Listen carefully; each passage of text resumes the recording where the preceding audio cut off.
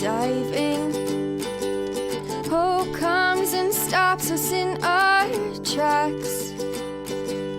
Bravely we prove in our striving, trudging together each day. Where there's a will, there's a way. Hello, everyone, and welcome to Raw Recovery, a Trudging Together podcast. My name is Dion Miller, and I am your host today. I hope that everybody's having a fantastic day. And as we ramp up back on our podcast, I'm proud to bring Kara onto our show today. There are several things that I'm looking forward to on this speaker. Number one, she's a Ryan Hampton fan, and so am I. And she just does a lot of work in the community. A lot. So, man, what like intentional work? It's, we do the 12 steps, and then we get involved in something else and becomes something much bigger than us. It's bigger than AA. And there's a set of people out here like Kara that does this stuff. So thank you very much for taking your time and coming on and speaking with us today. Well, thank you so much for the opportunity. Absolutely. I'm on fire for recovery, and I just really appreciate you. Yeah, and thank you for reaching out. We had a great conversation. We were talking a little bit before. That's all for me. That's always a really fun part because I get to know the person, and of course, I do a little bit of digging, but a lot of my speakers are based on intuition. God kind of tells me, hey, Dion, that's the person that you need. And it always works out well for me. But I've done enough talking already. And so what I'm going to do is I'm going to take the show and I'm going to give it over to you. This is your podcast. So why don't you tell us about yourself, Kara? Well, my name is Kara Trainer. I'm a person in long-term recovery from opiate use disorder. Okay. And what my recovery means to me now is that I have a chance to live a second life where I'm not reacting from past trauma. Yeah. And in my case, I was raised by an alcoholic. My mother was an alcoholic. Okay. Our family has alcoholism everywhere on my mom's side. Okay. And I was able to see her get into recovery by the time I was 17 years old. But okay. In my childhood, there was obviously it was a chaotic mess, and so no, but I did have a good childhood. I had lots of opportunities. I was into baton twirling, which most people now, like the young generation, is like, what the hell is that? Like baton twirling. What? Well, when you light those things on fire, though, it becomes a different. No, well, I was not one, but other young ladies. I tried baton twirling. It is not easy to throw a stick 30 feet up in the air, do your moves, and then catch that sucker in the right place. I'm sorry. That takes a lot of effort and it takes talent. Yeah, well, and a lot of practice. By the time I was 12 years old, I was an actual national baton twirling champion. That's freaking awesome. Yes, yeah. It's not everybody gets to say I was the baton champion. I will for 13-year-olds. I was a national. That's championship. Awesome. Even now, today, I think people would love that. Yeah. So no, I was. I did have, like I said, good parts in my childhood. It wasn't all, It wasn't all doom and gloom. I'm sorry. It wasn't all doom and gloom. No, it really wasn't. And my parents gave me a lot, like I said, a lot of opportunities and stuff. Yeah. But the baton twirling is kind of interesting because it's part of my story. I had gotten a stress fracture, an L5 of my vertebrae, when I was 12 years old. And I had to overcome that, come back, and I was competing at state level, regional level, national level, and also trying to get on the world team, quote unquote, trying to go to the world championship. But the stress fracture happened. I didn't think much about it. It kind of healed. You can still see it in x-rays and stuff. But it came back in my life when I was right before I turned 21. I had my Okay. oldest son, and this is why I'm talking about it right now too, because it's part of my story. Absolutely. I had given birth to my oldest, and I started having back pain, and I knew what it felt like. Like I knew, Yeah. I was like, this is a stress fracture or whatever. Pain was going down my legs, whatever. Went to the ER, was prescribed Vicodin. Yeah. What's your Was pain told to level? And I was told to follow up with my primary, and I did. Yep. And my primary at that time, my first appointment with him, and I was at a Medicaid clinic in Michigan. I had never met him before, but our first conversation, he looked at what I had been prescribed in the ER and was like, "There's a medication I can give you that you only have to take 2 times a day for pain relief." Okay. And as opposed to 4 to 6 times with Vicodin, Yeah. and it was Oxycontin. Yeah. What And, milligram what level did he start you out at? 20. Okay. At least he was 20. trying to be legit about it. Yeah. Okay. I mean, and it progressed to the 40s. Sure. And then there was, breakthrough pain. Yeah, So then the I would give breakthrough pain. Yep. Yeah, and everything. And I was on it for about a year, approximately a year. And then when That's a he long decided, time. yeah, it was. And there was no education about, hey, if you stop this medicine, you're screwed. Yeah, And it's gonna hurt. Yeah. And so I do believe though that's like I had done substances prior to being prescribed Oxycontin.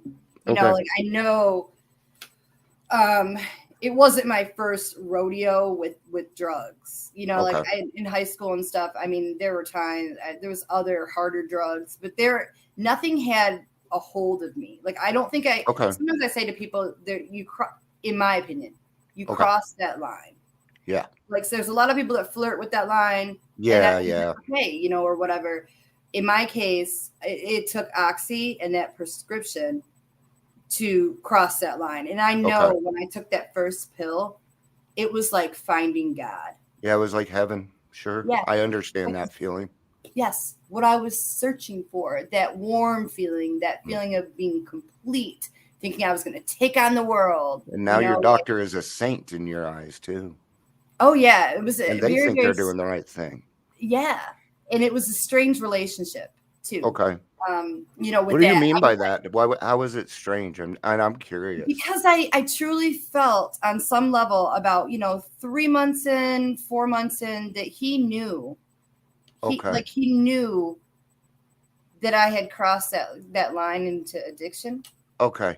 All right. He did things like I did like a pain journal, to put my levels of pain and stuff. So he was trying to be legit, but the follow-up with testing, there wasn't, there wasn't good follow-up. Like we need to figure out the cause if it's not the stress fracture, stuff like that. And so it was like, I had good relationship with him. Mm-hmm. We became, somewhat friends or whatever. Sure. You get to know your doctor when you're going through a lot of pain, especially emotional pain. Your doctor is going to get to know you. Absolutely. Yeah. And so he ended up moving back out west. Excuse me. And my prescription was cut. Like he gave me the follow-up to a pain clinic, but I couldn't get in for 3 months. Yeah. So it was like last prescription. And also with the last prescription, I had found out actually from my pharmacy, Walgreens, told me like maybe 2 months prior to he announcing his move that he had other patients prescribed with Oxy and he was being investigated. So it was not a shock to me when he finally said, I'm out of here. This is your last. We're gonna have to do, discharge plans from. I don't know. I kind of feel bad for that doctor. I almost feel like he was set up to fail. It could be, you know what? And it's kind of interesting because he actually has a TED Talk out now. Oh, his name is Christian Moore. Okay. Dr. Christian Moore. All right. And it's interesting because he had changed the way that he prescribed opioids. Like he learned, like through this, which is, I didn't even know this until about 2 years ago, that he's still practicing. And anyway, so good for him. Good for him. You know, I don't have any malice. Yeah. Like, I mean, we were all duped. Yeah. And so there's no resentment towards him at all. You know, like, that's good. I'm glad to hear that. No. Why? Yeah. And how I feel bad for him. It seems like he was a good guy, man. He was. He was just doing the best. It's kind of like sales, because doctors are salespeople. It's in sales. Because I did a lot of training, if I train my salespeople to do it that way, it's the only way they know how.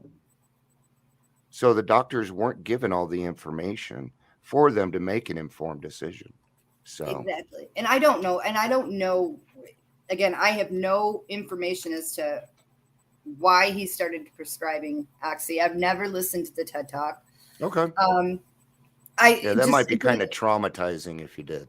Yeah, there's a lot, and I get it. I'm still, living with what happened 20 years ago, and part of me wants closure, move on, and try to heal. I'm doing my part to do what's right for my own recovery, and I can't. You know what? I cannot carry resentment. No, you can't. I want freedom. I want a wonderful quality of recovery, and I cannot do that if I'm sitting there angry, pissed off. I just simply can't. And so, for a long time, I was upset, but it was 20 years ago. I have to move on, and I did. But I struggled with opiate use disorder since then. I'm in recovery now, but at the same time, I was my pathway for a long time was methadone. Okay. Medication assisted treatment. I was on for 14 years. Ooh, okay. 14 years, and I'm 40. So that's like what, a third of my life. 40. I am 40. Wow. You look absolutely good for 40. I thought you were like in your mid-20s. Oh. I'm married, so I ain't hitting on you. But I'm just telling you the truth. You look good for your age, honey. Thank you. But yeah, that's part of my story. And I finally, in 2018, I mean, I can't say, it was 2008 when I actually put down, because I struggled. I'm kind of jumping everywhere. It's okay.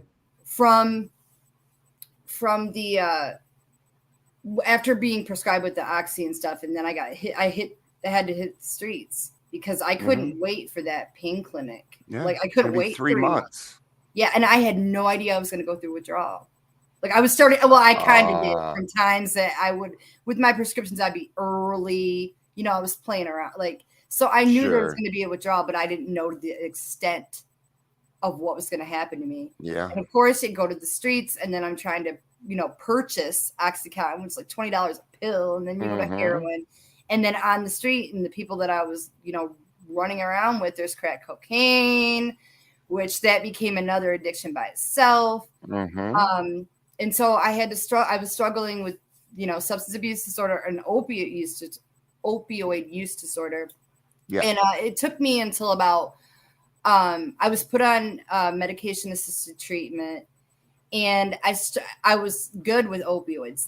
It helped me immensely, because Fantastic. I was still struggling with, crack cocaine.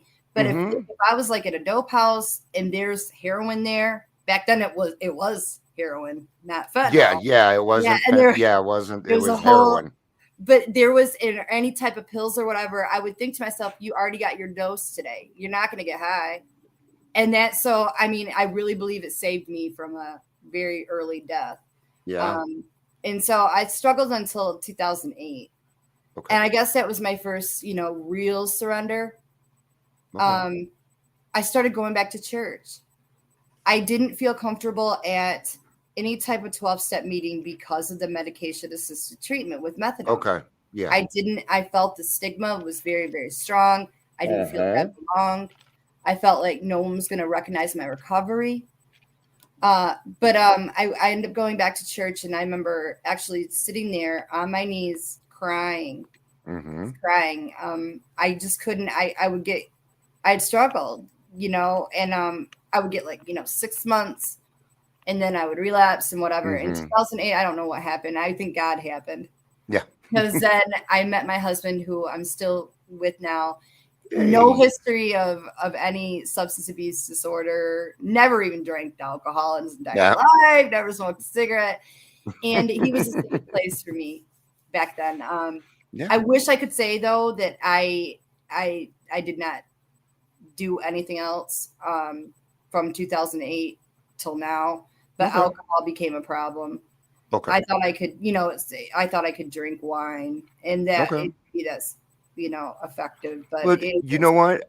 I can kind of get that. Now, I didn't get into the drugs part. I'm on the opposite side. So, because alcoholism, you're kind of born with, and drugs, anybody can be. So there are a lot. I've met a lot of people that were drug users that drink normally. I've met several of them, but I think that they're exceptions. A lot of times addiction becomes addiction, and once we're caught, anything out there is going to bring us back. But it's weird with alcohol because I am a member of a 12-step fellowship now. Awesome.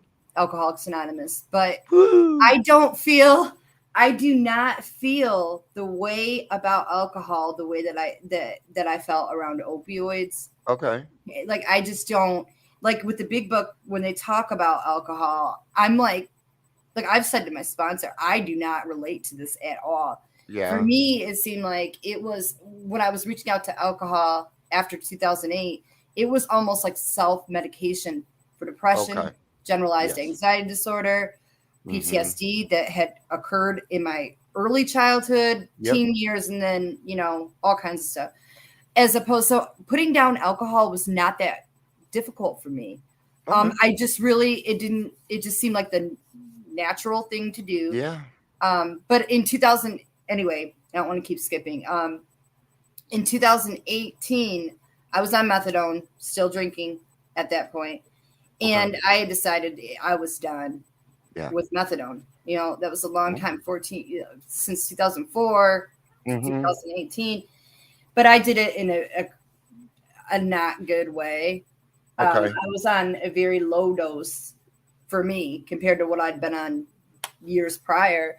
And I decided I was not going to follow up with the actual taper all the way down and just jump off with a physician's help.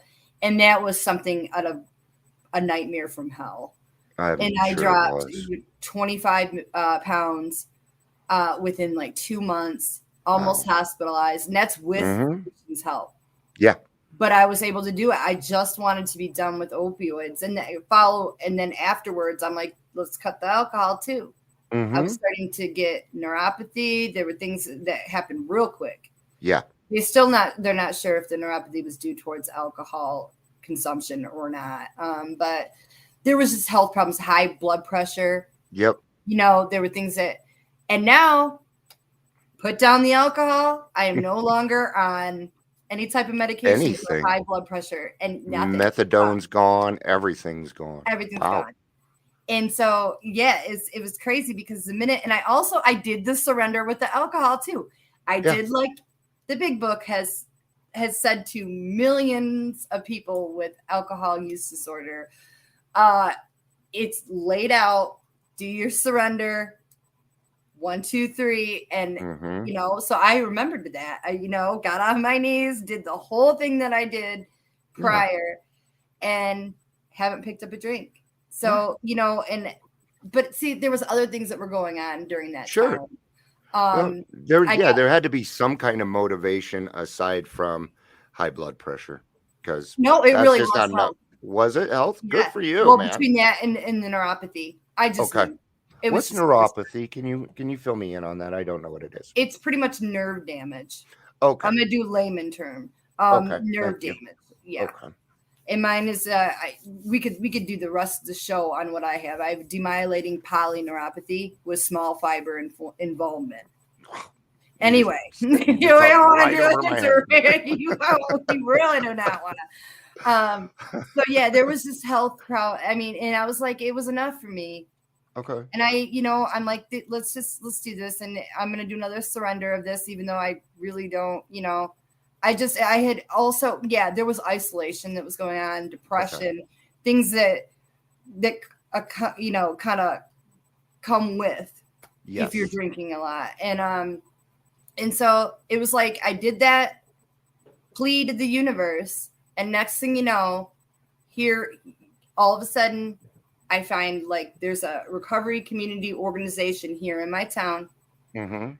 They have a program there, or multiple programs there with peer support, recovery coaching, all of this. I get connected to a recovery coach. Okay. And I'm like, this is amazing because it's called the Recovery Institute of Southwest Michigan. Okay. Yes. And all of their services are free. Okay. And they have all kinds of meetings, like I said, programs, and then, free peer support and recovery coaching. And it was like, I met that coach and it was this no judgment area, total compassion, meet you where you're at, like total connection to the recovery community. And it was amazing. Yeah. And from there, next thing that came was being seated on the UC, the unsecured creditors committee for Purdue Pharma. So then there's that. Whoa. So I was like, all of a sudden, boom, boom, big things happening. Yeah, and then, that's a 180. Yeah, it was crazy. Yeah. And during that time, I had went back to AA. I'm like, you know what? I need sober support system going. Let's find a sponsor. Let's connect into that community as support. And found an amazing sponsor. She's amazing. Awesome. And without her, I don't know how I'd get through the pandemic. I hear you. But we all need guides. Every single one of us need a guide. Otherwise, we're lost. Yeah. Yes. So I'm so glad to hear that. That's awesome. Yes. Sorry. It was amazing. But it was, and then from there, it's just like my life just got better and better and better and better. That's not to say though that I have not worked my butt off. Yeah, you worked hard to get there. Yeah. Yes. Well, as you're a little bit older now, do you still kind of feel some of that trauma cropping up? And when it does, how do you work with it? Oh, it happens all the time. There was a workshop that I went to about 6 weeks ago, and it was human trafficking. And it was a workshop. And there's a lot in my history that has parallels. Okay. And all the stuff that I had buried that I hadn't faced came during that workshop. And so it was 2 days, and it was, at the end of that first day, I logged out because it was virtual, and I just started bawling. I think that for me, and then of course went to my therapist. We processed a little bit. It set a goal to start going back with MDR and facing some things, because I honestly believe that the trauma that I've occurred in my lifetime, I'm going to always be working on it. Yep.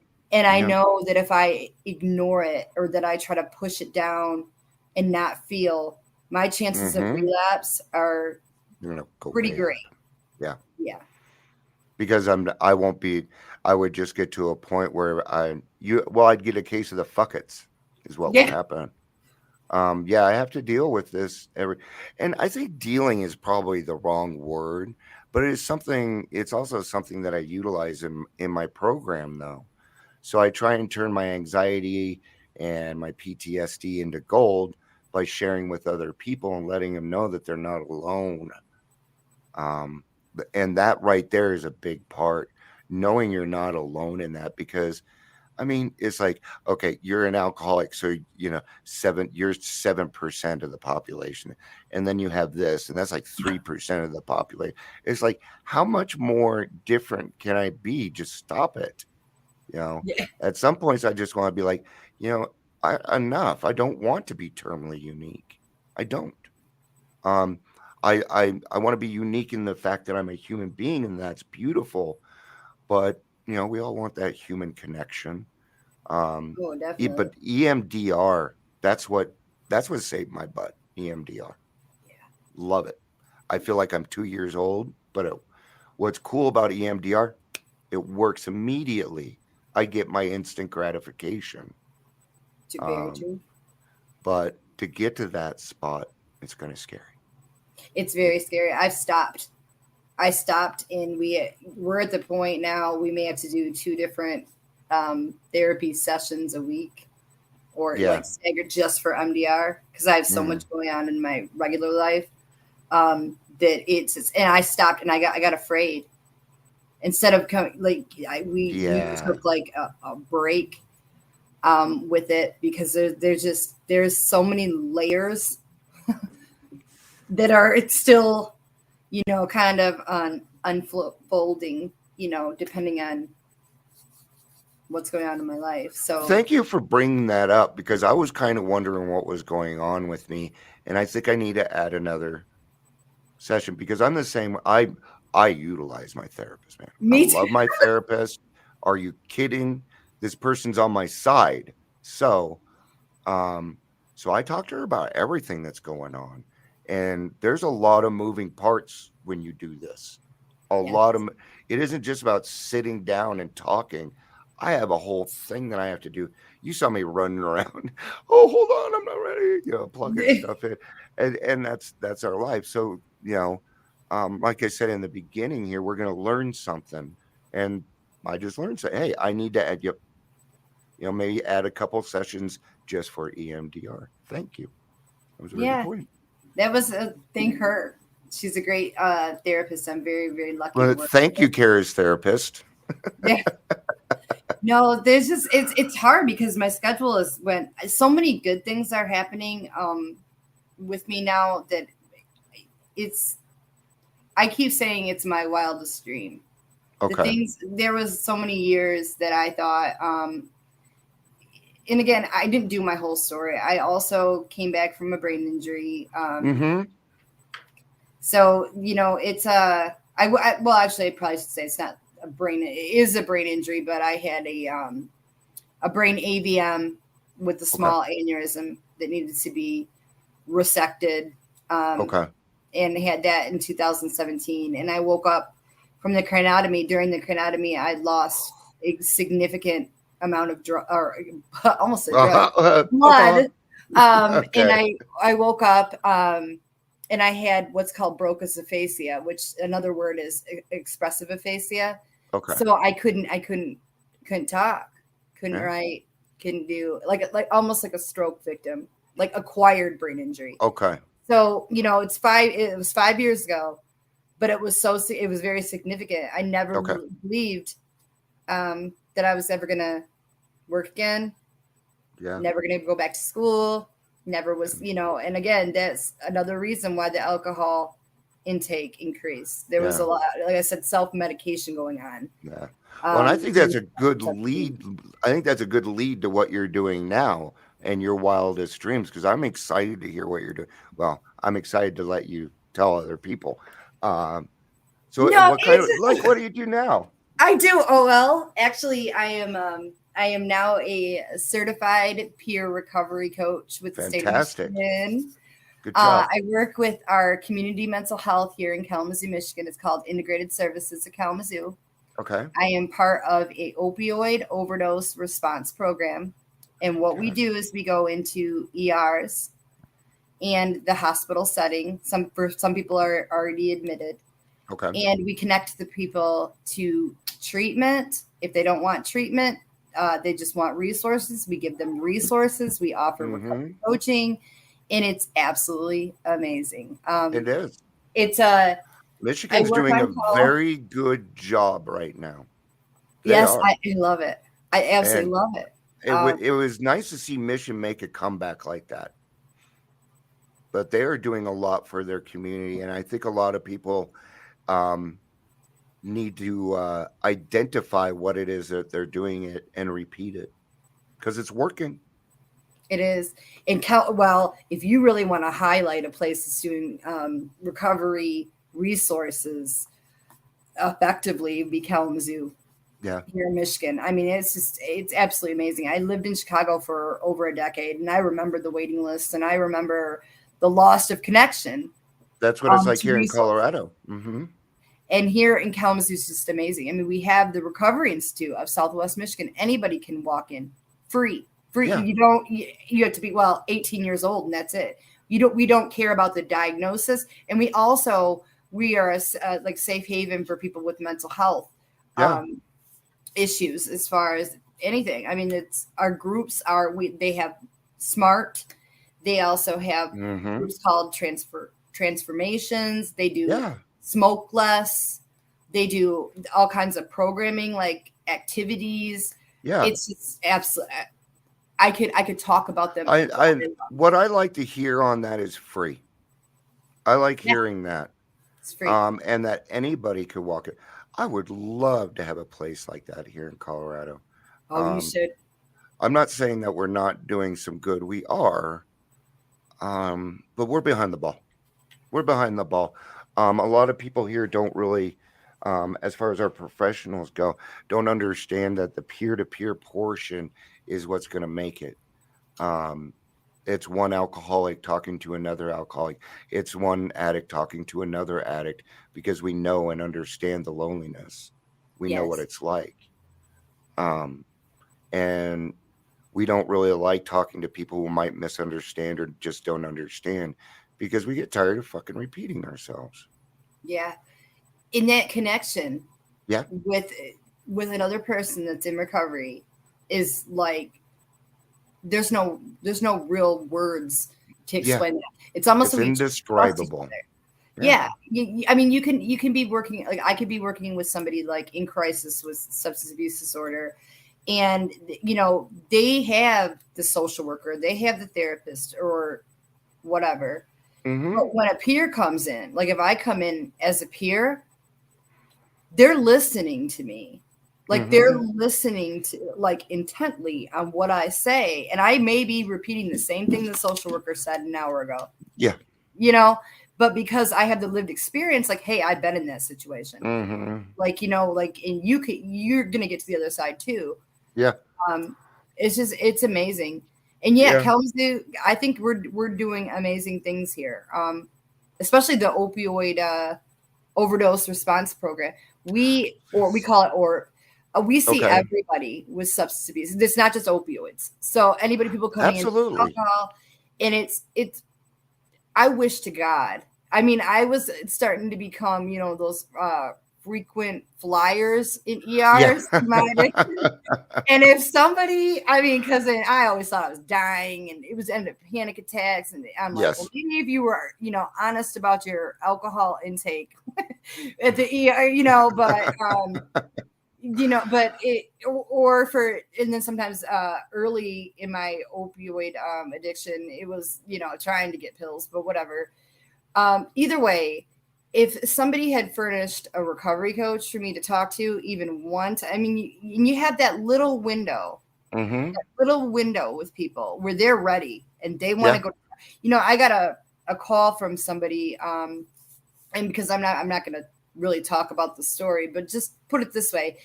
A person had said to me, I needed help at this given time. And I got it. And now look at where I'm at.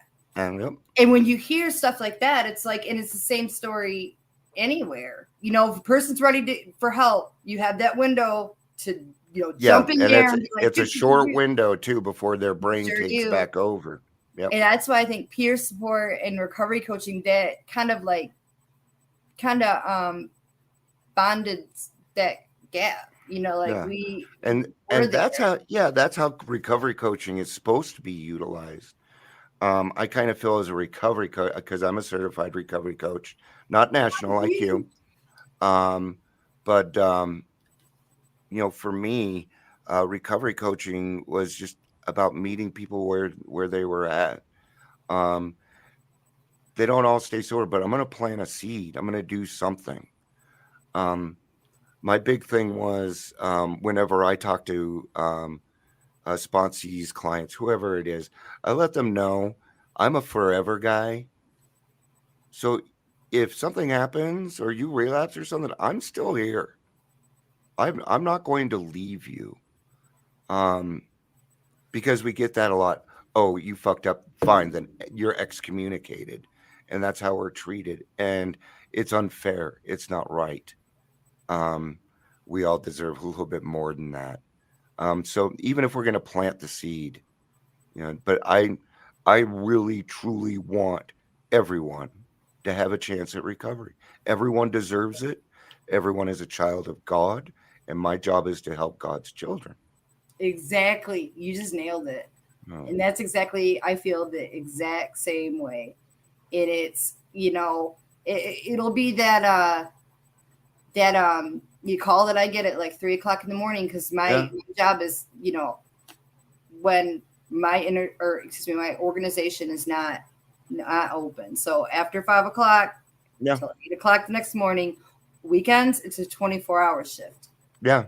Mm-hmm. So it's that call that I get at 3:30 in the morning. It's snowing. It's December. Yeah. And probably 7 degrees outside. Mm-hmm. It's that call that I go on that I'm thinking somebody needs to be there for this person. Yeah. And that's why I do it. Because I'm telling you, the middle of the night calls, those are the ones that, you pick up that phone. Yeah. And just to know that you're there. And I like what you said also about the people are children of God. Mm-hmm. And I think of that every call that I go on. Yep. I always pray and say, universe, source, God, come right through me. Yeah. My words. Yes, exactly. Yeah. And I don't know. It's an amazing job. It helps my wellness. Yeah. It helps me to know that I'm making a difference, that after all those years and all that pain and that heartbreak, that I can turn and transmute it. Yeah. And try to help somebody. And I certainly am not going for, I'm not certainly not talking about the cure, but you do get to a point where you feel like in a way that you've made it, right? Now, you don't stick there to, then I don't have to do any more work. No, that's not what that means. Yeah. That means that you accomplished that goal, and that's fantastic. Now let's set another one. Let's keep moving forward. When I get a gift from the big HP, I double down. Because I know that I can't keep it unless I give it away. And I know that. And I take the responsibility statement very, very seriously. If I'm in a group and you come in and you're from Overeaters Anonymous, sit down and talk. I don't care. Because for me, recovery is about the unity. And if everybody is a child of God, then everybody's in my circle. Exactly. I feel the same. And, I'd love for AA to be the only way, but it's not. There's different programs out there that work fantastic. Oh, I totally. Smart recovery. I just got trained to be a facilitator. I should be starting in the next couple weeks. Yes. Good job. There are so many. There's a lot of different ways. But what's cool about that is depending on who you are, you could find your spot. Yeah. I like AA because I like the structure. I'm a Virgo. Okay, we're starting now. We're doing this. Where some of these meetings, they're doing a lot of crosstalk. It's kind of fun. But for me, it's hard to, keep up with everybody. And that's what I love about it is, you can find your place in recovery, and recovery coaches help you find that place. Exactly. And like you had said earlier, meeting people exactly where they're at. Yeah. And I always say to people, I'm like, I am not here to preach to you. I am not a guru of recovery. I really don't know what I'm doing half the time. Mm-hmm. I said, I am just a person that you can use for resources and support. Mm-hmm. And I'm going to help you regardless of, where you're at. I mean, if you're continuing to use, that's cool too. Mm-hmm. Do you need help with housing? Yeah. Do you need food? Oh, there it is. Yep. I'm a housing first person. Me So if too. I meet a person Yes. and they have an addiction and no home, I'm putting a roof over their house first. Go sit in detox for 5 days, get yourself together. I'll work on a sober living or something for you. There's plenty of money out there. People are willing to help. I've been to treatment 4 times. I'm not putting you in a treatment center. I'm not wasting my time. I'm not wasting your time. Sober living and IOP will work just fine. Oh yes, and You don't especially get a if you vacation. You got to go back to work, dude. it's crazy because you could couple that with having a peer support. Yeah. You could truly do that. I mean, I don't even know how much I was in treatment, and I went long term. I went, 3 months. And you are so right, because the tools are actually in the community. If you have a strong community that values recovery. Yeah. And it depends on where you're at too, though. I mean, there's some places that don't have. Not every place is a Kalamazoo. Kalamazoo. We even have Kalamazoo harm reduction, which is amazing. If you brought up harm reduction in Colorado, people would have a fit. In Colorado, really? They're not as I thought for you guys, we're not as open-minded as people think. We're not. I was there for what was it? I drove right through the state when I was 18, deciding to try to get to California. So that's my only experience. I always say to people, though, it's one of the most beautiful states in the country. Colorado is beautiful. We're just, like right now they're trying to, they're working on a homeless ban, but with it, they're working on a homeless camp, which I appreciate.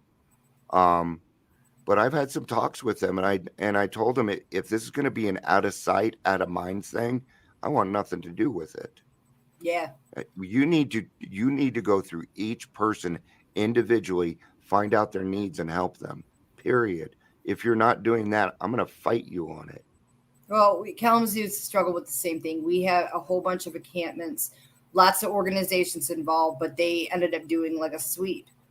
People were there. That's what they're doing now. Homes were taken within like 24 hours, and it's just such a complex. It is. It is tough. And I was homeless myself twice, so I understand both sides. When you're camped out next to a Quiznos, you're going to scare people, man.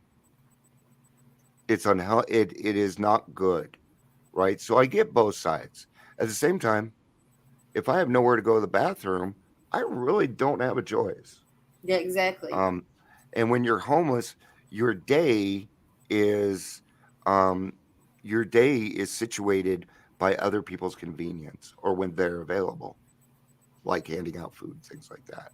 Oh, very much. And it's all survival. It is. And you're in survival mode. That's why, and that's exactly why we're saying housing first. Exactly. Because when you wake up in the morning and you're like, I have a place to go to tonight, you are going to be so much more productive. Oh, exactly. And then you can bring accountability into that. And accountability changes people, man.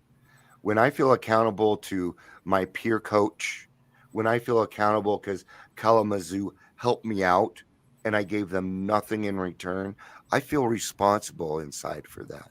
And then my intentions change and I start to change without even knowing it. Exactly. That's why I love what we do. Oh, yeah. And then with the housing thing, too, it's like you want people to have that safe place where they can start to heal. And if you're sending somebody to the mission or a shelter every single night where they don't feel safe, if we're going to have a shelter, I spent 11 months at a shelter at one point. And it's very, very hard, especially when you're not housed. You're already in that survival mode.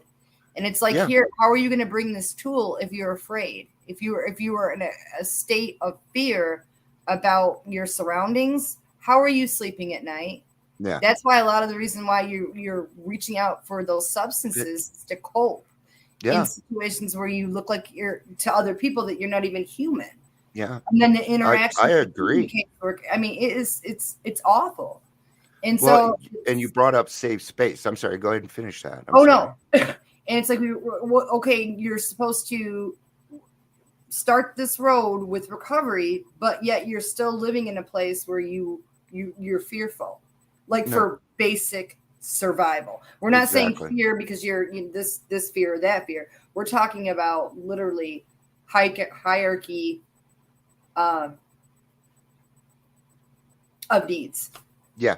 Somebody may come stab you and take your stuff. Yeah. So it's really, I completely feel you on like a soul level about the housing that has to come. And when I talk housing, I mean, I'm going to give this person an apartment. They're going to, because if I do housing, when I think of home, I think safety. Yes. So that's why I tell a lot of people, welcome home, come home. It's safe here. You can do things. So that safe space needs to be provided, or no change is going to happen.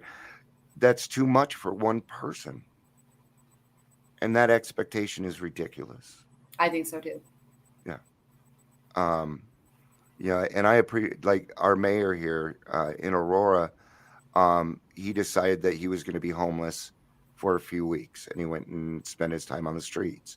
And I appreciate him making that attempt, but he always knew he had a home. He did not feel the desperation.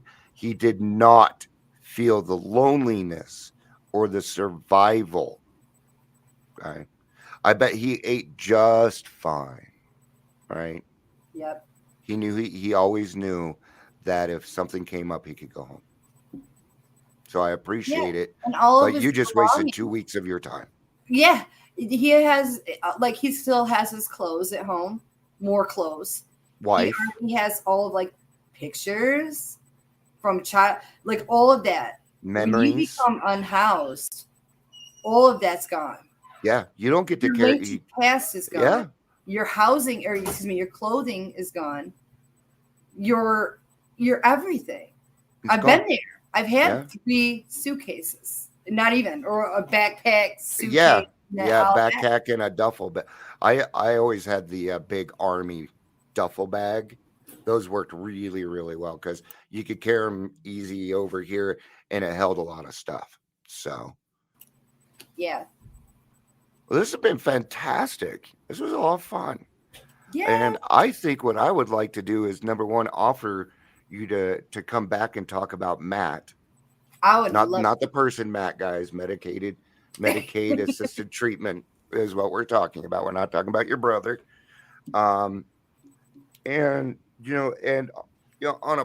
a different level, I wouldn't mind seeing what you guys are doing out there. See if we can replicate it, man. Yeah, that's amazing. Obviously, there's some government funding that's available to be able to do these things. Yes. And I'm going to do another shout out to the Recovery Institute of Southwest Michigan. I am now on the board of directors there. It is amazing. It's also, I forgot to say, did I already say that it's a peer-run organization? You did not mention that part. Yes, that's exactly all of the staff is in recovery from either mental health or substance abuse disorder, except for our executive director, Sean. Yeah, you have to have some professionals on. Well, he's amazing. Like, talk about an ally.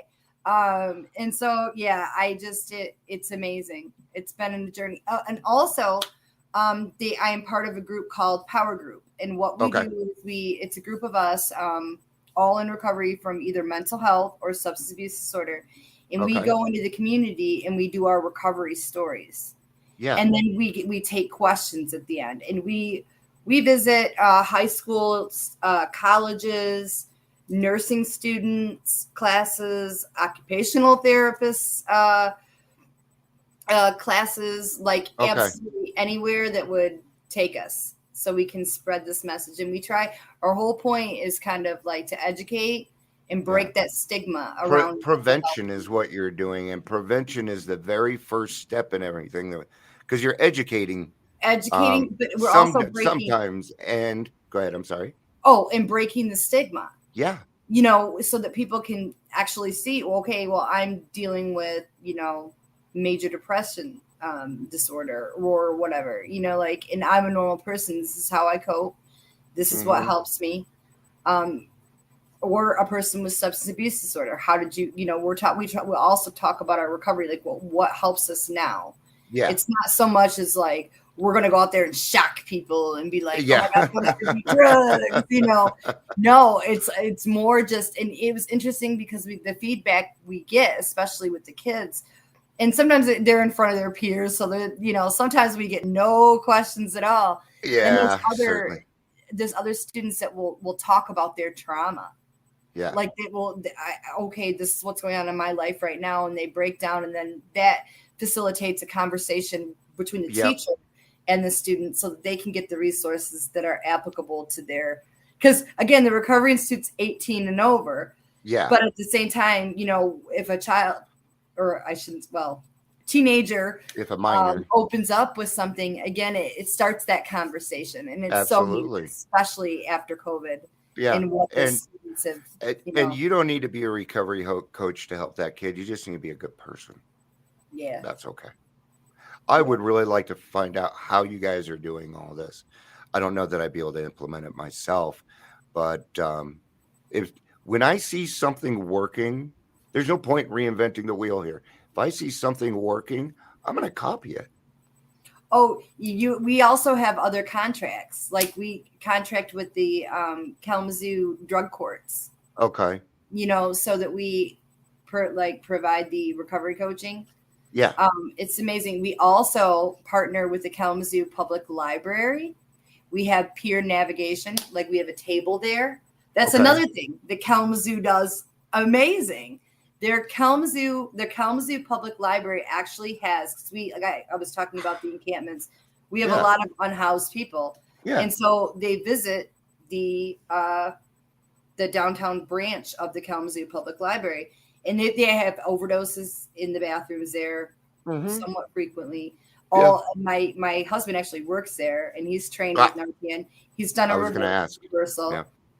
But they have the Recovery Institute does it. They do the peer navigation. So the table is actually staffed with either a peer support or a recovery coach for people to just visit when you go to the library, and I think that's just absolutely amazing. Like it is good. And and what's neat is you're just being available, and it's in their time, on their grounds, in their space.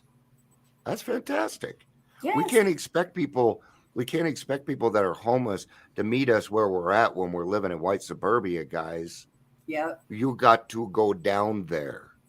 You've got to get your butt out of your chair, get in your car, and go down there, or nothing will. You'll be able to help all the regular people and stuff. These people don't have phones.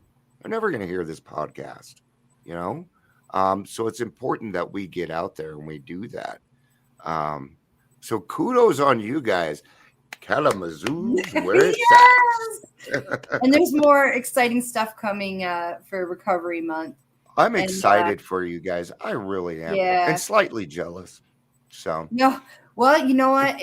I got very fortunate to move here because I was in Chicago for a long time, right at a time where there were so many resources available. Because 20 years ago, it didn't look this way. No, it didn't. In Kalamazoo. So they really have. I was there. I remember this. I grew up in this area, and so it's just amazing to be part of it at all. To have my small part in something way bigger than me. Yeah. And Kalamazoo's amazing. And again, stay tuned for Recovery Month. I've been working, and hopefully the city is going to recognize Recovery Month. I might have to come out to Michigan for Recovery You're going to, Month. And the Recovery Institute is going to have their festival in September. So if you would like to see recovery in action here in Kalamazoo, in action, yeah, gotcha. That was Chicago. I do voiceovers too, so I hear every little nuance and change of voice and stuff. Yeah, this has been for a decade. This has been so fun. Do you have any parting words for our guests?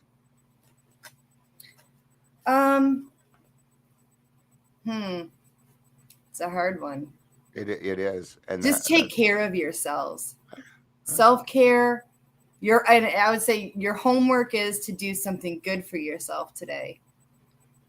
I can go Always take care of yourself. You know, self-care is extremely important. And also you're loved. Whoever is listening, know that you're loved. Yeah. We love you, both of us. Yes. Yep. And we will love you till you can learn how to love yourself. We will do that. We sure will. No. Yes, we will. Well, thank you so much for being on. And I think I'd like to reiterate being nice to yourself. What happens when you do that? Well, when you're nice to yourself, you tend to be nicer to other people. And I tend to have a much better day. So even if you're having a bad day and you're listening to this, you can change that anytime you want. All right. Thank you, everybody, for listening. This has been a Trudging Together podcast. I love you guys. Peace out and have a day.